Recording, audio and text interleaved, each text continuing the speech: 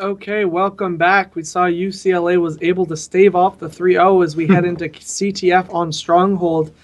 Now, like we've said, we have not yet cast the CTF at all We haven't. in This is any exciting. match, in anything so far in this tournament. So, it's exciting for us. We'll see. CTF on Stronghold, is there anything specific about it? You gotta watch teams cutoffs. Yeah, I think that's definitely fair for most of. Mansion is still a big presence. Right, On the as it always is for pretty much whenever. But you can always get the sneaky overextend through bunker. Yeah, of course. So, I feel like CTF, your positioning in CTF is almost as important as it is in hardpoint, because it's about getting the cutoffs for your team so they're able to get a successful pull. Of course. And you don't want to fall into the point where you're just sending players one by one, throwing them at the flag, because the respawn times are actually mean something in CTF. Yeah. So if that happens, and you get 4 down, especially with a lot of the movement, that's huge opportunities in this game, it's going to be difficult to get that flag back. But will we see teams know when to push? Right. It's about that timing. And, if I had to go based off of what we've seen so far, I feel like Mount Royal has the leg up. They seem to have had great timing and great communication with each other.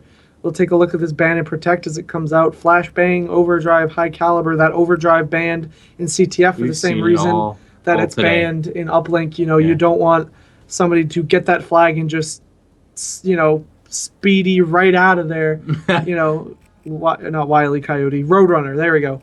Don't want them to Roadrunner right out of the sight there and score that flag easily. Taskmask is banned. Taskmask, interesting, especially with the flashbang ban. With flashbang, the concussion's already banned. That was Nomadic, so on the UCLA side. Yeah, So they have a lot to learn. That kind of shows maybe that was useless. Some missing game sense. That was essentially with already one tactical banned. And that might even cause rapid fire to go through if one of them don't pick it up. Yeah, only 2 bans left, and shock charges go. Next rapid ban has fire. To be rapid fire if they. I'm expecting rapid fire, if anything. If not, we're going to be seeing a very aggressive SMG. Their game sense is a little off. So yeah, ban it, that tag. Oh, we did see something else. Okay. Rapid fire does go through.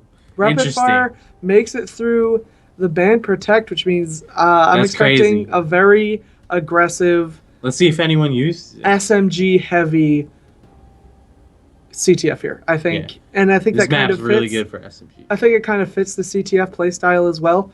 I'm interested to see what specialists get picked, as we haven't seen Vision Pulse. Interesting pickup there. We haven't seen anyone use that at all tonight. Do you think that's useful in CTF? I think it's useful when you're by yourself. You pull flag, right, and you want to know if a lane's clear. You might as well, and you have Vision Pulse ready. You might as well pop it and see who's in front. Right, of you. because they're going to know where you are anyway if you have the flag. Exactly. So, that kind of the big downside to Vision Pulse is, of course, you can see everyone, but they can all see you.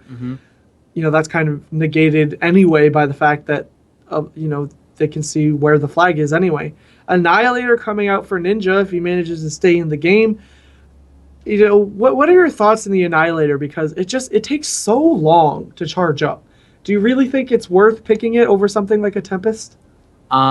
Me personally, no, because it doesn't chain kill, so you can't get extra kills out of that one shot. Yeah.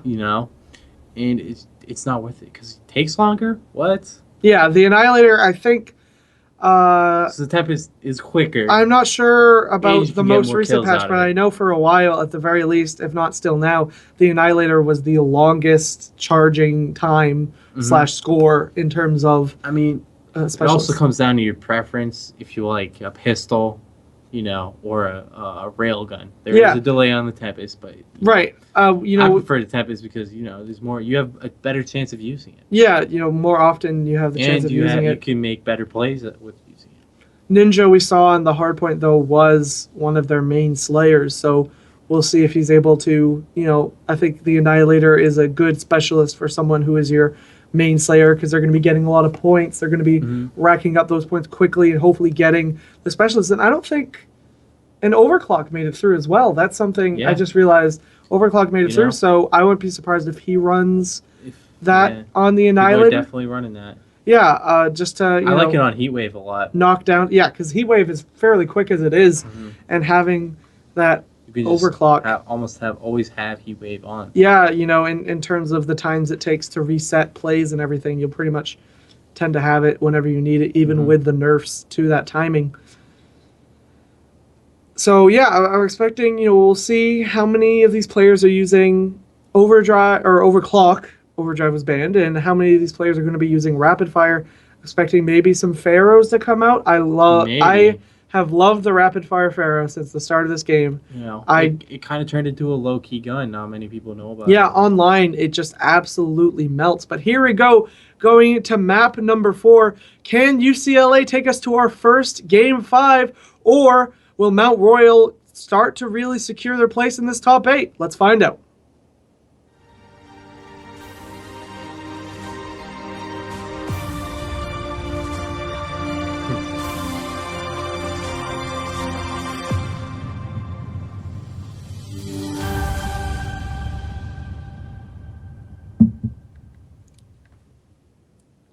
Okay, so let's check those. Yep, there we go. We got Overclock right there for Nomadic with the active camo. See if anyone else is running it. No one running Rapid Fire so far. I saw some trip mines there and some C4s. Oh boy, we got some trickery going on. This is going to be I think what they like to call a clown fiesta. This is we got C4s, we got trip mines, we got all sorts of stuff. So gadgets, Inspector Gadgets. Yeah, I got some. Yeah, go gadget trip mine here going on. Solar running. Is that the HVK? I think I saw. Yes, interesting. The HVK. Interesting idea, Isaiah. What are your opinions on this gun? If you're going to be pushing up a lot, getting in closer range gunfights in the M8, why not? Solar in position for a pull, but his teammates are not. Yes, he is going to be taken out. He was a bit overextended there. We're going to be taking a look at this big mini-map a lot during CTF because, like we've said, it's one of the most important game types when it comes to team positioning and overall macro positioning. He will find a player right here to his left. No, that player does back off. Around. Wow, leaving that lane open. Looks like he's kind of going for a sneaky pull there. Kill's getting traded in the middle. Get a sneaky pull. 2 down now. He's going to be able 3 down for Mount Royal. If he can get out quick, he might be able to make something happen here. They're spawning on the other side, so they're going to have to run around and try to cut him off. It might be, however, this is Ninja going to be pushing up. We saw him doing a lot of work in the last respawn. Oh, Can he do the same? He's going to get him. Yep, he's going to get him. Wow, huge save. Yeah, that was a beautiful play there for Ninja, and they get 3 down of their own, and Solar picks up the flag, and just like that, it looks like they just didn't get his cutoff. Yeah, it looks like Mount Royal's there for the counter. But they are in their flag. They are in their spawn. Yeah, it looks like the only player really going to be able to do anything is going to be King, and he is not able to get anything. And I think that's going to be a 1-0, less than 2 minutes into the first round for Mount Royal. They're able to take that lead, and again, 4 down against UCLA. They're going to get in the solid position. They probably won't get the pull right now, but if they can get 3 or 4 down again, that's going to be another easy pull for them. That's Dan, who's pushed up pretty far, is able to pick up one. Ninja near him gets the other. There's a player right to his left. He gets missing him. All right, that's 3 down again. We'll see if they go for the pull. There is a player just sitting in the back of the base. Yes, takes him out. Should defuse that rush pretty much. Yes, King with a beautiful 2-piece there. Saves the flag. And we'll see now what happens as 2 of these players for Mount Royal have their specialists. The C4 goes right on the flag as Ninja does pick up the kill. And like we said, this is going to be a little bit crazy of a game with trip mines and C4s. There's going to be some true, CWL rule set action going on here. Things have kind of slowed down a bit here in the second as we go into the second half of this first round. Did 2 people walk past each other mid? Probably. King able to pick up a 2-piece as Adrian pulls the flag. This is going to be a little bit more difficult of a pull. They can make it. They are set up. It looks like, they are getting his cutoffs. He might have it. Actually, I didn't realize this is a standoff right now. This is a standoff. Both teams have the flags, but no, that will go down. going to be Solar able to put it in for the 2-0 on the back of an Industry 2-piece. And again, they get this flag, and just like that, UCLA has 3 members down. Mount Royal is certainly, this is exactly what we're talking about in terms of timing their pushings and their map presence. They really know what they're doing, and that's why they have the 2-0 lead with 1:40 left in this first round. And I expect them now to maybe play a little bit slower, just kind of cruise to the end of this round, get that 2-0. Adrian with a nice kill. Can he get the second? No, predicts wrong, but still gets shots down. That's going to be a couple down, though. Yes, good kill there from Ninja. A good kill from Ninja diffuses that Ninja rush. Picking up Bunker. Will he win the gunfight? No, he doesn't. He will not win that gunfight, so Nomadic will be able to push. That's 2 down now for UCLA. They're going for a cap, or hopefully a pull here, but there's going to be a player right to Nomadic's left. Will he actually check that corner? He's playing kind of slow. This is kind of smart. He's waiting for his teammates. He knows he's overextended. He is going to finally... Oh, he gets caught out, but gets one. Boost over the ceiling. If he gets the second kill, that would be huge. He's stalled just enough for his teammates to start to push up. This is a nice play for UCLA. They're hoping to maybe get something out of this before the round ends. That being said, though, Mount Royal does pick up a couple of kills. Dooku here is going to be the key. No, Nomadic, though, uses that distraction, pushes him in. Mount Royal, while that's all happening, gets the pull. This is going to be hard, yes. Kind of an interesting overextend pull there. He probably could have ran that a better way, but, it didn't end up working for him. But he forced UCLA to back off and try to stop his rush instead of focusing on their own. So that was a solid play by them. 20 seconds left and nothing really going to happen. I think, it's fastest time with Afterburner and everything is close to 20 seconds in terms of a flag run. So it's going to be 2-0 for Mount Royal over UCLA going to our second side. And Isaiah, what do you really think Mount Royal is doing better compared to UCLA? They're getting cutoffs. They know when to push out.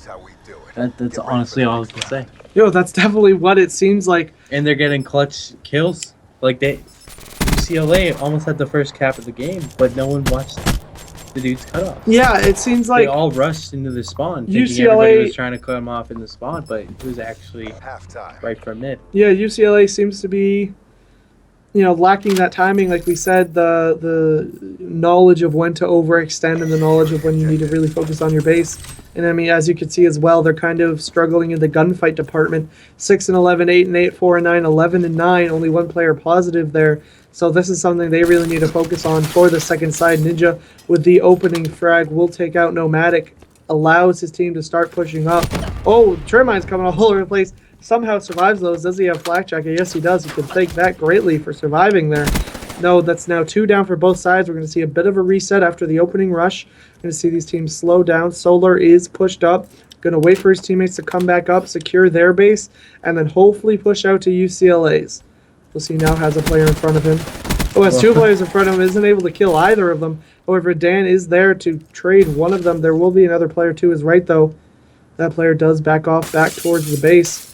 Let's look at this mini-map, and Dan is all alone, overextended, unable to do anything about it, and gets taken out. There's an RC car on the field. Who has that? Desperately trying to find that. Oh, it's already gone. Well, not fast enough for me there. Ninja here will find one in the top mansion. We'll find another pushing right behind him. Will he turn around in time? Well, this player's going to be in front of him. Picks up the second as well. Again, 3 down now. Mount Royal able to maybe make a push here. Try to start distancing their lead there. Try to lock down this series. Ninja gets the assist on that kill, and again, pops the Annihilator. This could be huge. If he gets a couple kills in the base, this could be enough for them to get this pull. They do get the pull. Player goes down, but there you go. 1 kill with the Annihilator will allow them to take that flag out. Is there anyone really? Yes, who is this? This is Ninja sitting there on the overextend. There is now 2.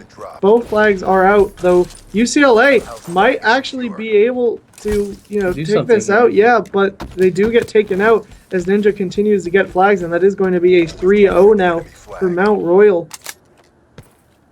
And, we really doesn't seem like UCLA is changing any of those things we were talking about going to the half. And look at that. Mount Royal already had another pull, kind of a less organized pull there, but maybe they're getting a little more cocky. Dooku manages to survive with the flag 1 shot, has players on his heels. This might actually be a cap for them. I don't see... Wow. Yeah, this is a cap. Dan is the only one who could do anything about it, and he needs to push out there now. Picks up 1, picks up 2, but I think he wasted too much time. Yes, the cap does go in at the last possible second. Nice play from UCLA, able to get that in. And, Dan didn't play that wrong, but he was just overwhelmed by players. And as we say that, UCLA on the... Nobody gets picked. Yes, on the... But they still have a chance. On the relay, look at that. Flags now picked up for both teams. But now it's in a draw. We are now in a stalemate. This will be huge for UCLA, but they are unable to hold onto it. Ninja does put that in, makes it 4-1 now with 2 minutes left, and this is starting to get very kind of scary for UCLA if they want to stay alive in the series. 4-1 with only 1:55 left on the clock is not a lot of time, especially when you consider respawn times and everything. Adrian has the scythe. He's pushing it out. All 4 players on UCLA have their specialists, so if they're going to make something happen, it's right now. That C4 comes flying in. Won't even matter, though. It seems like pretty much everyone popped their specialists there and got nothing for it, so a large, use of resources there for not a lot. We'll see now. Nothing really happening. Mount Royal realizing with 1:30 left, they're going to play a little bit more defensively. They're going to go for some flag pulls to try to knock some players out of position. Oh my god, Ninja with a 2-piece with the VIP and the C4. This looks like a cap. This is going to be it, and if this goes in, I think this will absolutely You didn't even need to do this. I was careful. They will put this game away. Adrian last one in any possible position to stop it, and he will not, so that'll be 5-1, and that, I believe, is mathematical pretty much at this point. Without Afterburner, without Overdrive, there's really no hope for UCLA. We saw them get that one cap. We thought maybe they were about to turn it around, but that does not prove to be the case. Mount Royal will take the 3-1 over them and move further up in the standings as they push for that top 8 ladder position. CTF it's a game type that takes the most experience and communication. And, UCLA obviously doesn't have that much experience. Yeah, it seems like they were, kind of lacking maybe in some of those departments, picking up some kills now, but too little too late at this point. It's all for the stat lines, as it's going to be 5-1 in favor of Mount Royal. And like I said, they are really posturing themselves for a final push into the top 8. I'd love to see these guys in the top 8 as well. They definitely seem to be very, kind of put together and have an idea of what they're doing, and also some very interesting strategies. We saw the HVK, we saw the Annihilator. They have a lot of stuff, so I would love... No one used rapid fire even though it went through. Yeah, very interesting. Maybe they'll be less of a banned priority for them in the future, since nobody was really using it. But, that's it. Mount Royal takes the 3-1 over UCLA, and, it's going to be very difficult for UCLA to make it to the top 8. Yeah, they got a lot of work ahead of them. I think it might not even be possible. Even if they win their 2 matches tomorrow, it's going to come down to the higher up teams right now losing. And I'm not exactly sure what the schedule is. I don't know how much interplay there is between the top 8 teams already, but it's definitely going to be difficult. They're really... Yeah, they got their work cut out. Yeah, I mean, even, like I said, even if they win their next 2 games, it's very possible for them to not make the playoffs. But that's for tomorrow. We're going to take a quick break, and we're going to come back. We're going to wrap up the night and talk about. Yeah, you know what? It is. It's very late, so we should just end it, getting going now. So we saw 2 interesting matches today, Isaiah. We got a map 4. We got a not 3-0. Finally got a not. It might have not been the prettiest not 3-0 because they did lag out. Yeah, that is kind of one of the main reasons why I think it went to that map 4. But tomorrow's it. Tomorrow's the last day of the regular season, so to speak. We, in this round robin format, these teams are going to be playing their last couple of games. And we're going to be seeing who's able to secure the top 8 positions to go into our playoff double elimination bracket this weekend. Intense. I'm looking out for that UC Santa Barbara team that is currently tied for top at 6-0, as well as I can't remember what college they were from, but I know I casted them before and they seem pretty strong. They're also 6-0. But for all of that information of the bracket, all the teams that are signed up, make sure you go to avglcollege.org. You'll see not only the Black Ops 3 stuff, but everything for Rocket League, for League of Legends, for everything going on that we have going on for AVGL, for our April Anarchy little college season going on right now. Exciting stuff. So make sure you follow the stream to keep in touch to find out when Do it. We're going to go live with not only Call of Duty, with all those other games as well. Make sure you follow AVGL at AV Game League on Twitter to get those notifications too. Make sure you follow me at Ducky Cod. And follow me at Isaiah McCarthy's _. Yes, we want to thank Control Freak for sponsoring us and AVGL for running this whole thing. I'm Ducky, this is Isaiah, and we'll see you tomorrow.